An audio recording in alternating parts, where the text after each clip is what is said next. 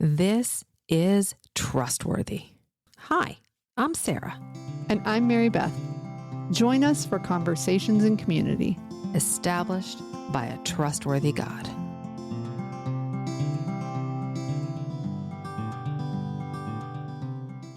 Well, hello there, Mary Beth. Welcome to Trustworthy. Thanks, Sarah.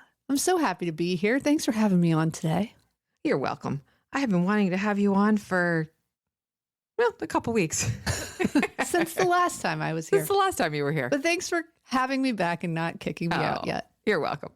I love being in community with you. Speaking of community, because that is what we're talking about, I was not surprised to see you Friday night at the homecoming football game.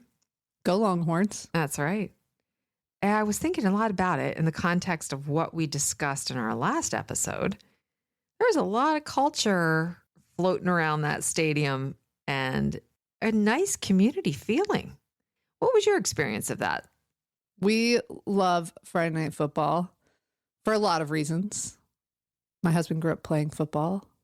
My boys currently play flag football. And we love going to those games because it's one way that we see our boys stepping into culture and community. They immediately want to find their friends and toss a football around on the sidelines. They run into their teachers. We get to see friends from different pockets of life that are all part of that same community. You know, I was able to say, hey, boys, this is one of the ladies from that group of moms that prays for you every week. So they're getting those tangible touch points of there are Christians in our broader community who are engaged in supporting the same things we are, which is a great benefit.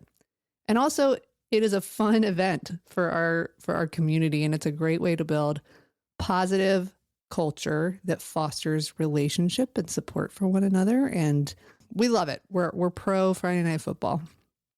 So I thought it was a really great sort of snapshot of what we've been talking about in the last episode. So if you want to know what we're talking about, head to your local high school football game, folks. Yes, can't recommend it enough. Mm-hmm. And continuing our conversations in community and about community, today we get to do an interview. I'm excited about it. And this one was someone from your life, Sarah. So I was wondering if you could maybe introduce who our guest is and how you got to know her through the youth group at our church. Yes, I would absolutely love to. It would be my pleasure. Today, we are interviewing Miss Lucely Tapia, who was one of the girls in my high school youth group back in 2022, I think. That's when I met her. And speaking of culture that creates community, at our church, we had to completely revamp our non-existent youth program post-pandemic. It was squashed in the pandemic. It was a mess. There was intentionality. There was a lot of prayer. There was a lot of effort, and it happened. So the first year, the start was a little rocky, but boy, it really has grown into an amazing program. If you want more details about that, you can even just listen to our interview we did with Sarah Bonanu, one of our youth pastors last season. But the culture at the time was really one of acceptance and openness. As leaders, we were encouraged to make connections and be vulnerable and be praying with our students and talk about the hard stuff. That this wasn't just going to be to get together and play kickball. This was going to be to get together and bare our souls, so to speak, while studying the gospel. And I was amazed at how quickly our group of 11th and 12th grade girls formed a bond. Lucely and I have stayed very close since that time. And I've remained in contact with some other young ladies as well. And I think about them still, pray for them. We had another co-leader, and she also has stayed in contact with some of the girls. Why did I think about Lucely for this interview? Well, I think about her a lot. She's close to my heart. But that relationship was born out of a culture that was deliberately conceived of and shaped by the Word of God. And our relationship and the community that's come out of that, with these other girls and just the relationship she has with our family now is a testament to the culture that was there. So I couldn't think of a more perfect person to talk to about this. And I'm so humbled that she has agreed to be interviewed. I'm very excited to hear what she has to say, to get a younger generation's perspective on these things that we like to talk about, and to hear what that culture meant to her and how she absorbed it and engaged with it. Because as you said, y'all are still very close. This relationship has lasted years, and there's, I'm sure, lots of good wisdom and truth we can pull from that. So let's get to it. Without further ado, here is Miss Lucely Tapia. Hello. Welcome, Lucely. Hi. Thank you for having me. I'm so happy to be here. We are very happy to have you here. It might be a contest of who is happier, us or you. We're all happy though, so that's We a are good all place to happy. start. Yes, it is. Well, are you ready to jump right in to a little conversation? I'm ready. Let's do it. Okay, I have some questions for both of you. So I want you each to answer this. Do you remember the first time the two of you met, and what was your first impression of the other? Who Go wants ahead, to go? Lucely. Yeah, you go Okay. first. Okay, perfect. Yeah, I want to hear what you have to say. Okay, no. Yes, I very much do remember the time that Sarah and I met. It was the first time I went to WDS. It was around the fall of my senior year, and I remember going and I was a little bit scared because I didn't know too many people at the youth group, and I felt like a little bit intimidating. And like I feel like sometimes when you start going to a new group, it can be a little bit awkward, just like you're getting to know everybody, don't know what to talk about.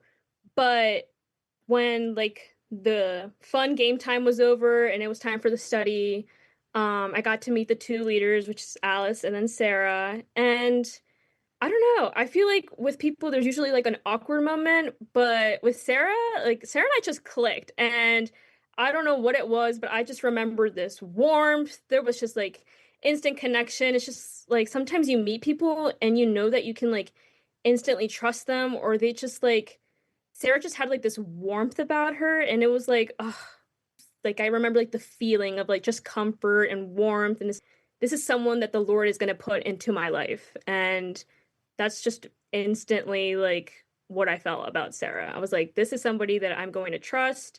And I just remember asking her, I was like, hey, I know I'm not like an active member of Willowdale, but like, can I still come next week? And I just remember her being like, yes, so genuinely excited to have me come back next week. And yeah, that was like our first encounter. That's awesome. Okay, Sarah, let's hear your side of it. Well, I had been impressed by just her comments in the discussion, because this conversation took place like at the end of our time. And I had been impressed by her comments in the discussion. I was like, okay, she's got some depth here. And then when she asked me, oh, well, can I come back? I was just like, yes. And I felt, I mean, it's hard sometimes to look back at that moment, knowing what I know now and what our relationship is now. It's kind of hard to look back, but there was definitely a connection. I would agree with that. But I felt very strongly that she needed to come back. And just the fact that she asked, either she was being super respectful, which was great, but she also was looking for a place where she could belong. And I knew that that was with us and ultimately with me. Lucely, maybe you could talk a little bit about what was your understanding or experience with Christian community before coming to WDS, and then what kept you coming back there? Yeah. So I'm a member of a small church in Wilmington, Delaware, and I think it was a great like foundation of like what community is. I think instantly when I started attending worship service there, they're very grounded in like community. Yes, it's very important, and I'm a member of a community group whenever I'm home. Right now I'm at school, but I think I've always recognized the importance of it. And I just think the more that I plugged into the community and the more I got to know the families in my community group, the more I realized, like, wow, this is like really vital. Like, the Lord emphasizes that community is such an important part of just like a spiritual formation and just having a good relationship with the Lord. It's not just having a relationship with the Lord himself, but also having a good vital relationship with the Lord's people as well. But I just think it took months of truly committing to like attending community groups and not just like I think it's very easy to quickly like dust something off like, oh, I want to do this instead of like go in a community group because sometimes I think it can feel like, oh, it's just dinner and a conversation. But I think as the months have gone by, you really realize like, wow, these like people are a part of my life. They are helping me in my relationship with the Lord. I can pray for them. I can be here for them. It generally like brings care. So I think with WDS, it was also interesting just because my community group is filled with a lot of families, a lot of older adults, or really small young children. So to finally be in like an environment with people my age, it was different, but also really like motivating. Like, yes, Gen Z is on fire for the Lord. Like people are also had the same motivations as me to commit their lives to the Lord. And I think that was really like inspiring and awesome to see, which was like different. I love the description of those two different communities that you've gotten to experience because there's value in both. Yes. And Sarah, question for you. What would you say were the values of the culture at WDS and maybe elsewhere in your life that enabled you to build this relationship with Lucely that went beyond WDS? It's been years now. So what did that culture look like and what was your kind of understanding of Christian community that led to your relationship? I've spoken about this and maybe written about it too. When I was a young girl growing up in church, I had women that poured into me through youth group and Sunday school. I can remember one time the pastor's wife sat a bunch of us down and had us write these letters to ourselves in so many years or something like that. And she faithfully mailed those out 10 years later. And that impression, also, I had like some older friends that were Christians that just really mentored me. And those impressions and the way that they consistently stuck by me, like through all the years, really made a mark on my life for good. And I wanted to be able to do the same thing. So that environment at WDS, as I mentioned, we were encouraged to pursue relationship, but also because people had poured into me so much in my life, I knew that there was such value in it. And I also had been poured into by older women in our church and just, again, at that time knew how much it meant to me. So gosh, I don't know if I can do this, but here's this girl. I mean, there were all the girls in our group really that, I just loved dearly. But in this particular case, it just worked out that there was room there. There was room both mentally, I think spiritually. I had set the intention. Actually, thinking back years prior to this, our church did a study and a luncheon. And I remember it was all focused on discipling women. And there was a book, we'll have to put it in the show notes because I don't remember the author's name, but there was a book we read. It was called The Gentle Art of Discipling Women, which I thought was kind of a funny title. So it caused me to pick it up. But it is gentle. It happens gradually, I think. You don't always realize it. So maybe that was a long-winded answer, but. No, I'm picking up on something Lucely said and something you said, Sarah, that it takes time and it takes depth of relationship for these things to really make an impact. There's a lot of things that we look for instant gratification right now in our culture and our day-to-day life. And y'all are both a testimony to the fact that actually the long haul is how we're kind of designed to operate. And that's where you can really build these beautiful relationships. So, Lucely, what would you say your relationship with Sarah looks like now? How would you describe what your relationship is? Well, when I was first thinking about Sarah and I's relationship, I thought it was really funny because sometimes whenever we like go out for coffee or if we go out to a restaurant, I think everybody always assumes like the dynamic that we're like mom and daughter, or it's when I go out with the flowers, they just like think that like I'm part of the pack. And it's funny because sometimes people are like, "Who is that?" And I'm like, uh, that's Sarah. What do you mean?"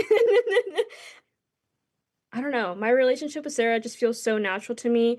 It's like a friendship, but it's a mentorship, but it's also beyond a friendship. And it's just a relationship that I've felt that I've could pour into emotionally, that I can physically put time into. And it's something that's never, spending time with Sarah is never something that's draining to me, as some relationships sometimes can be. It's just like some people take a lot. And being with Sarah, I've never felt that way. I've always felt that I can be myself, and no matter what kind of capacity I'm in. Sometimes she's seen me at my high stress nursing school level stressors, but she's also seen me in my summer mode. So I think my relationship with Sarah is beautiful in that I can be myself in any capacity. And having someone like Sarah to listen to me and try to understand my struggles has been such a heartfelt thing in my life. I don't know if Sarah like completely understands how genuinely thankful I am to have someone like her in my life. All three of the flowers are such lovely, amazing people to be around, and truly like their kindness inspires me and it motivates me to like be able to do the same for someone in my future. And whatever the Lord brings me in my future, if I'm leading a youth group like Sarah or just people in my community in the future. Seeing how Sarah has poured so much time into me and loving me is just really inspiring, and our relationship is really special, and I'm very appreciative for it. That was so beautiful. Sarah, are you crying yet? There's I no love crying that. on the podcast. No, actually, we can cry. There's no crying in the car business, but we're not in the car business anymore. We're on the podcast. No, that was so genuine though, Lucely, and I think that that does speak to the beauty of when things work the way God designed them to. Sarah, how would you say this relationship with Lucely has changed you or helped you? Wow. So I am a caretaker. I enjoy taking care of people, but in a way that helps them more truly become who they are. I'm a recovering codependent. Hey, yep, that's me. And I have worked hard to not be overly helpful or enabling or doing too much for people or whatever. But I do enjoy taking care of people, thinking about them, providing things, gifts, or just even sending them a text and just being encouraging. I think that's being an encourager is one of my spiritual gifts. It's been, I guess, a few years now that I've known this darling girl. And our relationship, it has changed and grown over the years. I mean, in the very beginning, she was a senior in high school. There were some very specific things that she needed. And our relationship was what it was at that time. And it was great. But since then, like I've kind of take her under my wing, and Christmas time, yep, you get a stocking. You're part of the family. I mean, it's like you've said, how do you describe our relationship? And I think I've struggled with that too. It's kind of hard to describe. Like, do I feel motherly feelings towards you? Well, of course, you're a kid in college and you need a care package. And so here you go. But at the same time, I get so much from you. You are a mature sister in Christ that I know that I can talk to about the things that I'm struggling with. And you point things out to me that I may not have seen. And your perspective is different in some ways than mine. I mean, generationally, but also just in other ways. And also having someone that's in Gen Z that I can call up and say, okay, what does this mean? Because the kids on my team are saying this or whatever. Like, it's very good to have like a little bit of an insider track. So I feel like I'm getting off track from your main question, but I think that what she described is pretty accurate. It's definitely like a mentor mentee, a discipleship, Christian sister, some familial feelings there. I mean, it's kind of hard to define, but it means a lot to me. And I get very excited when I know we're going to spend time together because I keep going, wow, I can't believe she still wants to hang out with me. It's like, doesn't she have better things to do? She's young. It's flattering. Thank you. Thank you for loving me. Love you. No. Okay. No tears, no tears. I mean, tears are allowed. Happy tears. So, Lucely, you hinted at something earlier that I kind of want to go back to. You mentioned that as you go forward in your life and you take on different roles within the body of Christ, whatever that might look like, that you're kind of taking this relationship with Sarah forward into how you might serve in the church, which I think is the whole point. That's the whole point, is that when we are discipled, we can then disciple others. Would you say that your understanding of community is different now than it was before this relationship with Sarah started? Or to maybe change the question a little bit, what do you want to see in terms of Christian community in your life moving forward?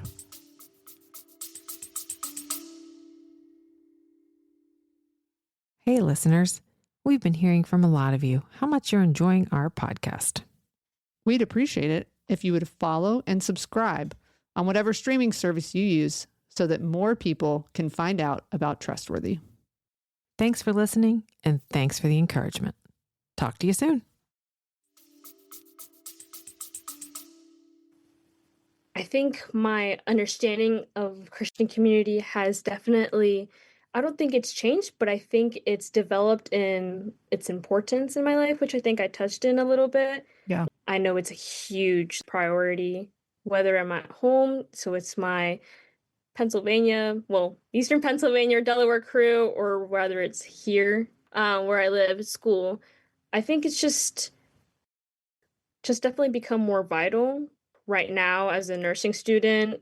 How it like impacts my life right now is that because of relationships like this, I'm a mentor, for example, for freshmen. So while it's not specifically like Christian community, because I know I have developed deep connection and relationships with people, like I know what it takes emotionally and like physically to put effort to pour into people, even though they don't specifically know like, oh, like I'm doing this to show you the Lord's love. I'm showing you this to like make you feel supported so that you have somebody as a freshman. That's just an example of like how community is so important.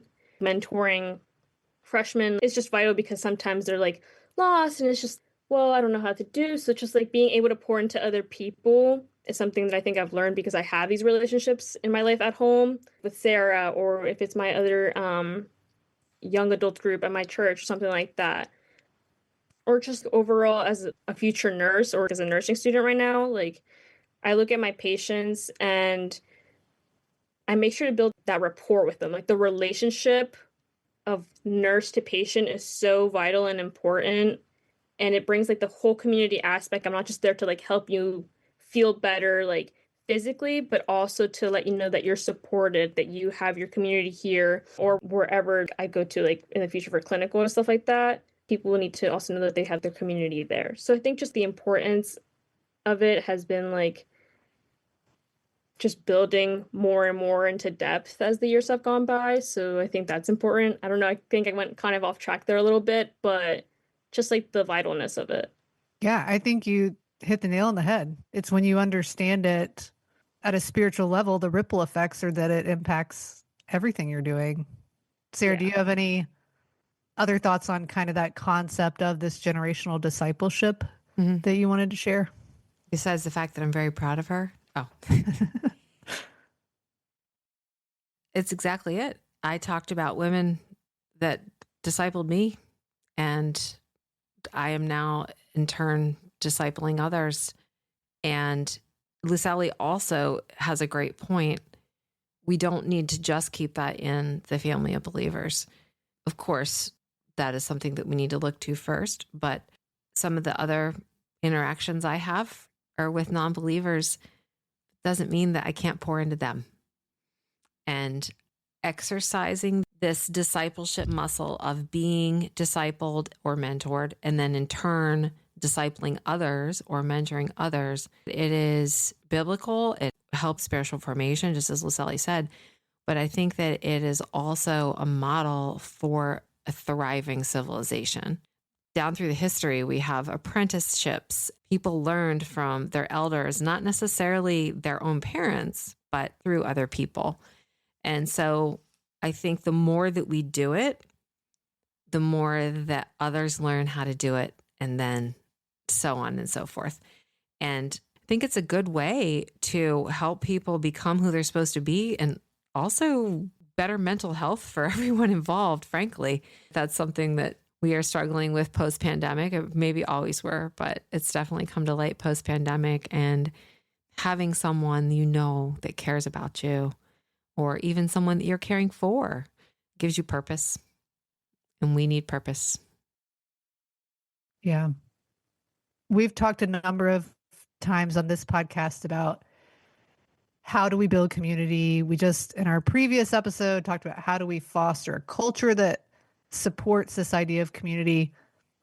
But Lucely, we are older than you are. So I want to hear, how does your generation build community? What does it look like for you as a Gen Zer that we need to learn from? What's going on out there in the world, Lucely? Help us.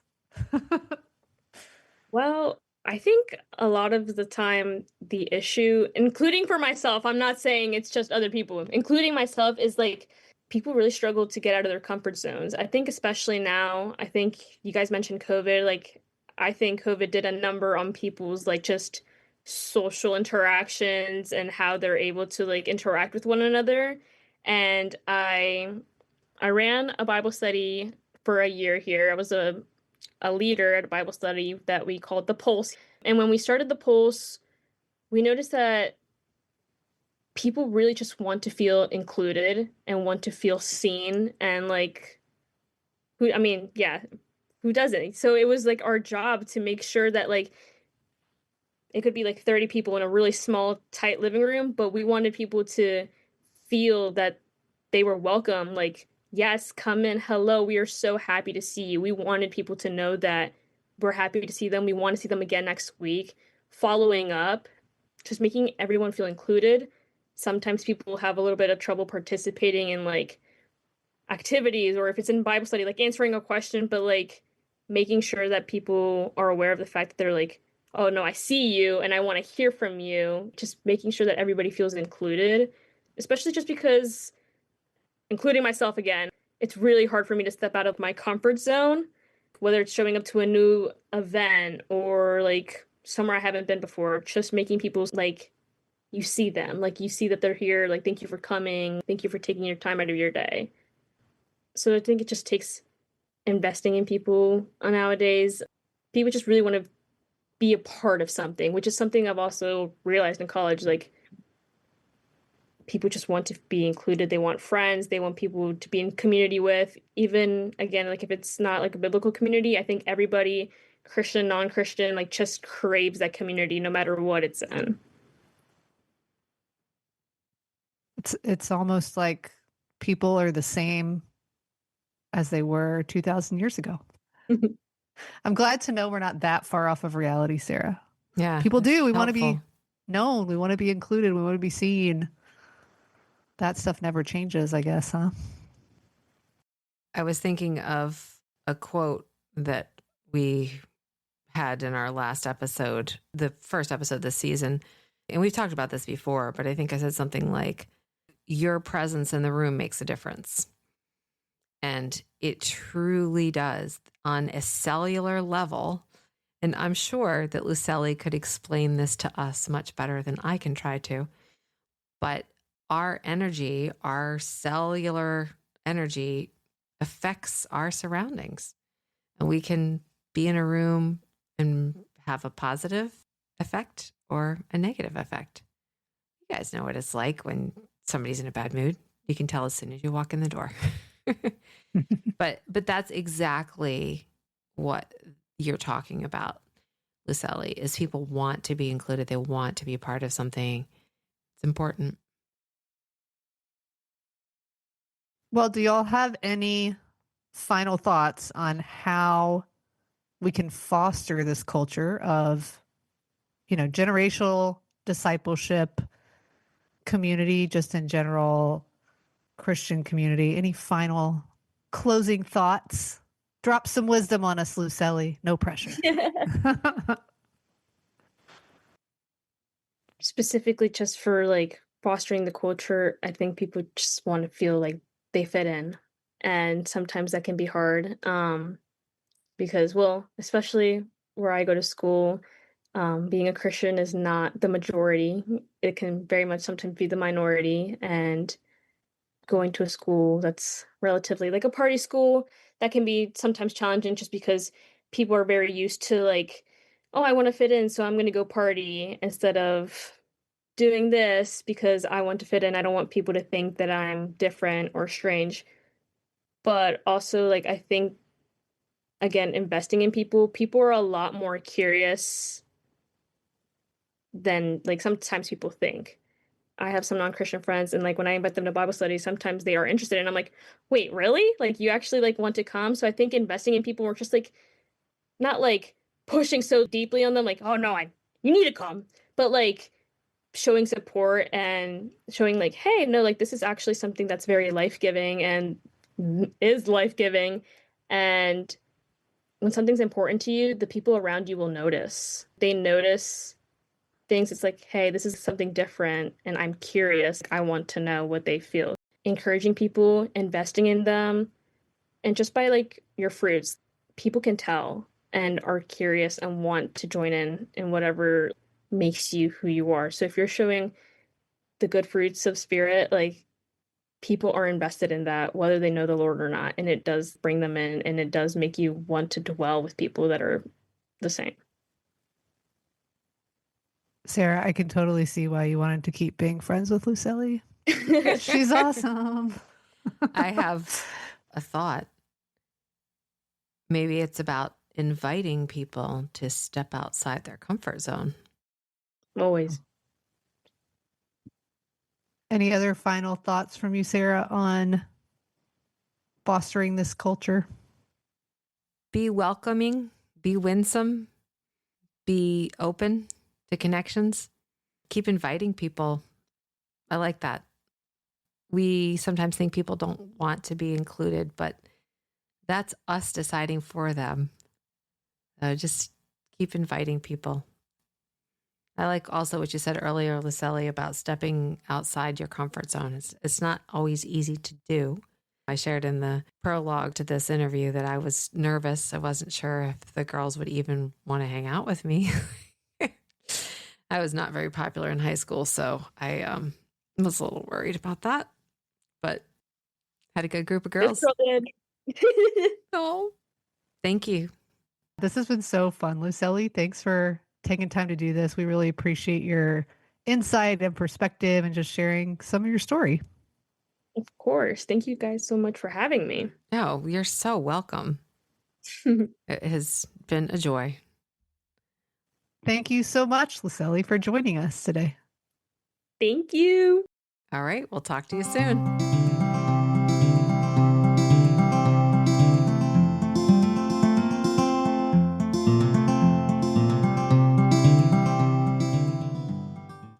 Hey, y'all. Mary Beth here. Sarah and I are so glad that you chose to listen to our podcast. And while we think that we're awesome friends to have, we just wanted to clarify that we are not mental health professionals and want you to know that this podcast should not take the place of any paid professional advice.